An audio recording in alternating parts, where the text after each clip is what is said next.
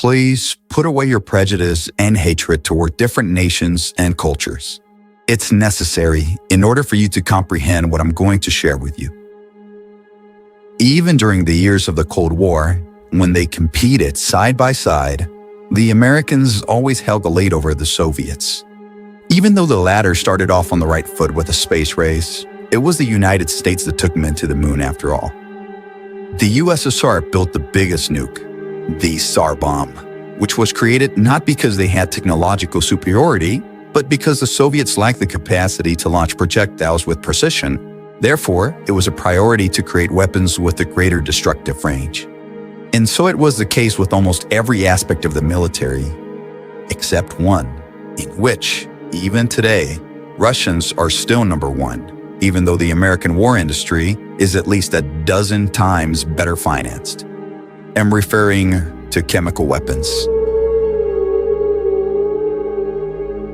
Whether by massive chemical arsenals or potent poisons which had made them extremely feared, of those are categorically forbidden in every human rights resolution that has ever been written. The Russians managed to surpass not only Americans, but every other military power on Earth. No matter how bad it gets for the Russians economically, the whole world knows Moscow has the capability to destroy the planet several times with its horrific chemical and bacteriological arsenal, which is the greatest treasure and, at the same time, the greatest strength of the Russian war back room. Not nukes, like most tempt to believe. Even though Russia claimed to have destroyed these weapons in 2017, there has always been debate over the veracity of these claims. Additionally, others claim that more compact and practical variants of this arsenal are still in use today and are not limited to poisoning Putin's adversaries. Liz Truss, a former British Prime Minister, claimed to have started an investigation about the use of Russian biological weapons in Ukraine. The list of poisoning deaths involving enemies of Putin and the Kremlin is extensive, and although there are some who have luckily not suffered the maximum penalty, they have, however, been left horribly disfigured. Mother Russia has not even forgiven political rivals. And given the fact that Slavic culture is different from the one in the West, they couldn't care less about how many angry letters are sent to the UN. The enemies of the FSB, or in other words, the modern KGB, the official Russian intelligence agency, are an open secret. And in some way, it's considered to be better, so that people know what to expect when they f*** with Russia.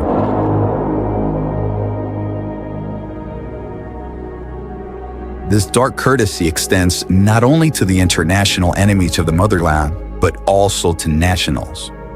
And it's right here that I have to present you with a cosmonaut named Andrei Yevgeniev.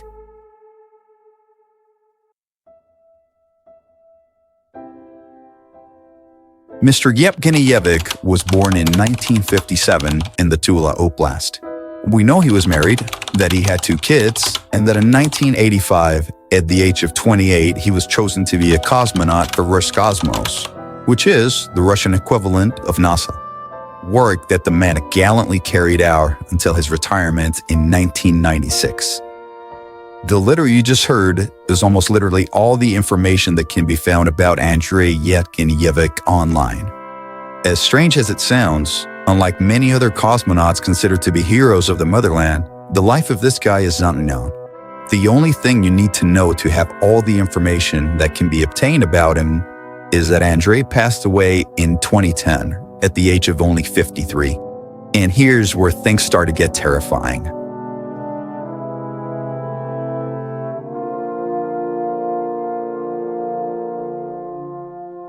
According to very valid and valuable testimonies from none other than his family, the cosmonaut did not die of natural causes, causes that not even websites of the Russian government try to make public.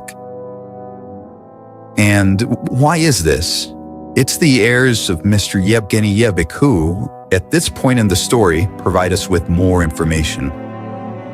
They assure that their father was assassinated by none other than the government, in silence for speaking out too much, for possessing the ethics and courage to speak out about the secrets of their repressive, authoritarian, and cruel government.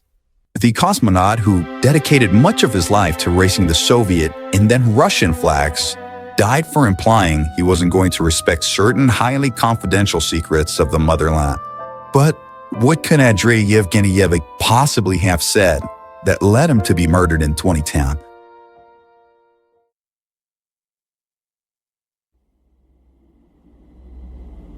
You're looking at Mir, whose translation to English means peace.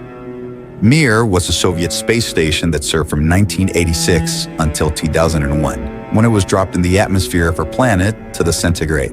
Having a length of around 62 feet and 31 in width, it was, of course, equipped with laboratories designed for space exploration, like you would expect with any space station. But not everything was put at the service of ethical science. According to Mr. Yevgenyevich, the space station Mir also had a very complex laboratory dedicated to the development of weapons of mass extermination.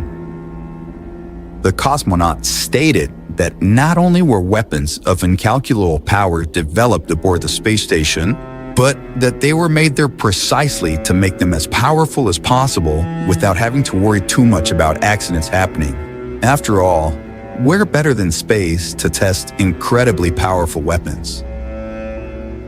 Andrei assured that cosmonauts who specialized in engineering did not have access to the lab and that it was reserved strictly for military and scientific purposes. Even though the laboratory was a secret inside a secret, it reached a point in which the typical comments and jokes could not escape the ears of outsiders, and the obviousness of what was happening was too big to pass unnoticed in a space station of only 1,900 square feet. Having the audacity to put not only his country in the spotlight, but also his colleagues could only mean one thing for him.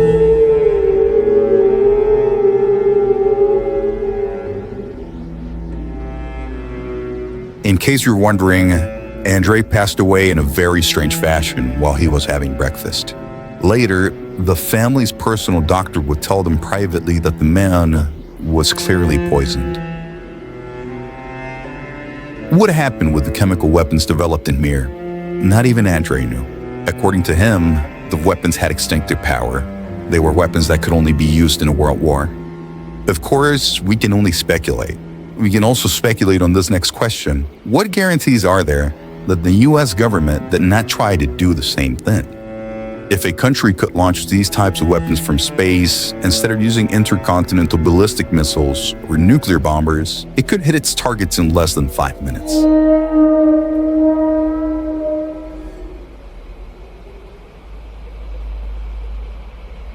If you liked the video, I'd appreciate it if you gave it a thumbs up and subscribed. It will help me tremendously to bring more content like this to the channel. Until next time.